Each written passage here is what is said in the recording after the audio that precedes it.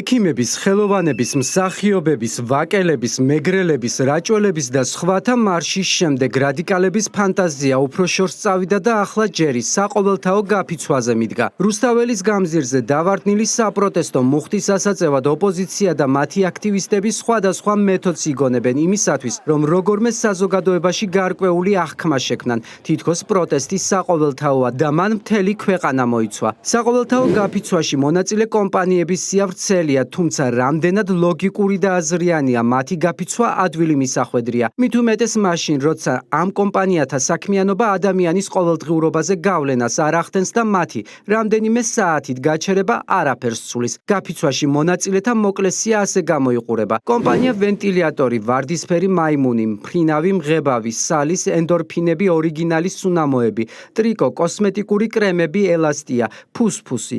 სავარაუდოდ მაყურებელს ამ კომპანიების დასახელების შემდეგ საკუთარი აზრი ისედაც შეექმნება, თუ რას წარმოადგენენ ისინი და რამდენად შეუძლიათ მათ ზეგავლენის მოხდენა ქვეყნის ყოველდღიურობაზე და იმ რეალობაზე, რომელიც ოპოზიციური არხების ეთერებისგან ბევრად განსხვავებულია.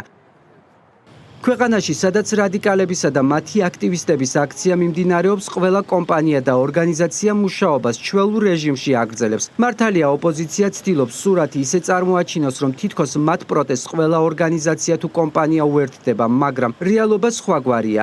ქვეყანა განვითარებას განაგრძობს და ეკონომიკური განვითარებით რეგიონში ლიდერ პოზიციაზეა. ეგრეთ წოდებული გაფიცვა კი მხოლოდ და მხოლოდ პროტესტში მონაწილე ჯგუფების მხრიდან ფარისევლობის მორიგი გამოვლინებაა. ეგრეთ საყოველთაო გაფიცვაში მონაწილეებს შორის აღმოჩნდა PSP-ც. კახა ოქრიაშვილის კომპანია რადიკალების პროტესტს შეუერთდა, თუმცა არც ერთ მის სააფთიაქო ქსელს დათქმული დროით სამუშაო პროცესი არ გაუჩერებია. განსხვავებით წალენჯიხის მუნიციპალიტეტის მერიისგან, მუშაობა 3 საათით არ გაუჩერებია ჭყონიას მაკდონალდსის ქსელსაც.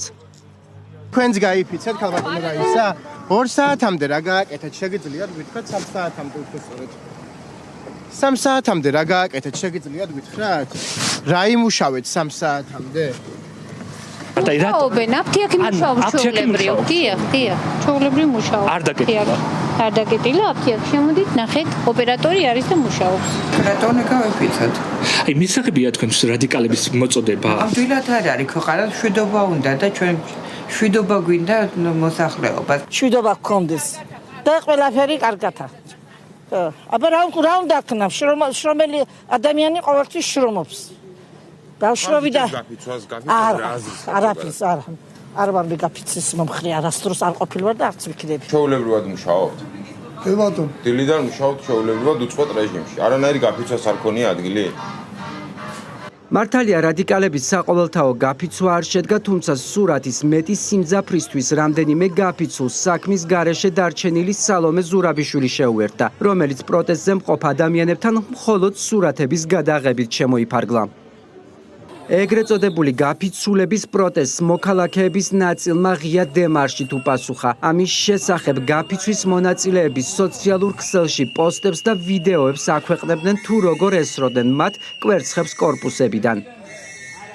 პოლიტიკური კეკლუცობა, რომელსაც შედეგი არ ექნება, ასე აფასებენ რადიკალების მორიგ მცდელობას საყოველთაო გაფიცვასთან დაკავშირებით დეპუტატები. მართო გუნდში ამბობენ, რომ რეალური სურათი ქვეყანაში სულ სხვა.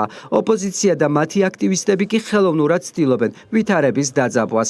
საბედნიეროდ აღმოჩნდა და ძალიან კარგია, რომ დღევანდელი დღე იყო სრული ილუსტრაცია მათ მიერ დალაგებული კამპანიების. აღმოჩნდა რომ ისინი თავიანთ კომპანიებშიც კი სრულ უმცირესობაში არიან. ანუ იფიცებიან ვითომ კომპანიები, რომლებიც ხელმძღვანელების ნაცმოძრაობას უჭერენ მხარს, მაგრამ ამ კომპანიებშიც კი ისინი აღმოჩნდნენ სრულ უმცირესობაში. ვიღაცა აყვამ კამპანიას, ვიღაცა 2 წუთი იფიცება, ვიღაცამ 3 წუთი გავიფიცებიო. იქ სხვა შორის ჩვენ მე გასაჯაროვდა ძალიან ბევრი კომპანია, რომელიც ამ გაფიცვის კამპანიას უერთდებოდა. იქ Coca-Cola დაწყებული და PSP-ი დავთორებული ძალიან მსხვილ კომპანიებზე მაქვს საუბარი, რომელიც თურმე ძალიან მსხვილად ვაჭრობს რუსეთთან დღემდე და ეს არის რა თქმა უნდა ორმაგი სტანდარტი. არიან კომპანიები, რომლებიც ბულინგდებიან და ისევე როგორც საზოგადოების გარკვეული ნაწილი და შესაბამისად ვალდებულები ხდებიან, რომ იძულებულები ხდებიან, რომ ესეთი ტიპის კამპანიებს შეუერთდნენ და ეს რა თქმა უნდა ხა ქვეყნისთვის სასარგებლო არ არის და პირდაპირ ემსახურება ხელოვნურად ქვეყნის დესტაბილიზაციას. რიგი კომპანიები, რომლებიც უფრო მეტი პასუხისგებლობით უნდა იყვნენ გავჭრილოთ თავიანთი მომხმარებლების მიერ, უბრალოდ მოხდა მათი ილუსტრაცია, თუ ვინ იყო ოპოზიციურად განწყობილი, თუ ვინ მისცა ესე ვთქვათ ოპოზიციას ხმა და ესენი არა უბრალოდ ის ადამიანთა ჯგუფები, რომელმაც უბრალოდ მისცეს ოპოზიციურ ესე ვთქვათ ძალებს ხმა, ეს ბუნიგი მოდის იმ კონკრეტული ჯგუფების მხრიდან დარგობრივად, რომელი კონკრეტული ჯგუფებიც არიან პირდაპირ აფილირებული იმ დესტრუქციულ ძალებთან და იმ დესტრუქციულ ეგრეთ წოდებულ არასამთავრობო ორგანიზაციებთან, რომელიც უკვე მერამდენეჯერ აქ მონაწილეობს ქვეყნის ესე ვთქვათ და სახელმწიფოს გადატრიალების მცდელობაში, რომელიც კიდევ ერთხელ უკვე მერამდენეჯერ ფუჭად ჩაივლის. ეს არის მათი მხრიდან პოლიტიკური კეკლუცი. ჯერ ერთი გაფიცვა რას ნიშნავს? საერთოდ დაიხურე ქუდი და წადი თუ არ გაწყობს ეს სისტემა და ეს ქვეყანა. რას ნიშნავს გაფიცვა კერძო სექტორის? 3 საათი რას ნიშნავს? 3 საათი შესვენებაა ესე. შესვენება გამოაცხადეს. შესვენების გამოცხადება გაფიცვა არ არის. თუ იფიცები, ნება იბოძე და თქვი, რომ რაღაცა მომენტის შესრულებამდე საერთოდ აღარ გექნება ოპერირება ქვეყანაში. გაიფიცე და ნახავ, ალტერნატივა მაშინ რომ გამოჩნდება ასეთი ეკონომიკის პრინციპი. ეს არის პოლიტიკური კეკლუცი. საყოველთაო მარში რამდენიმე საათიანმა საყოველთაო გაფიცვამ ჩაანაცვლა, თუმცა რეალურად რადიკალების ვერც ერთმა მეთოდმა მათთვის საჭირო შედეგი ვერ გამოიღო.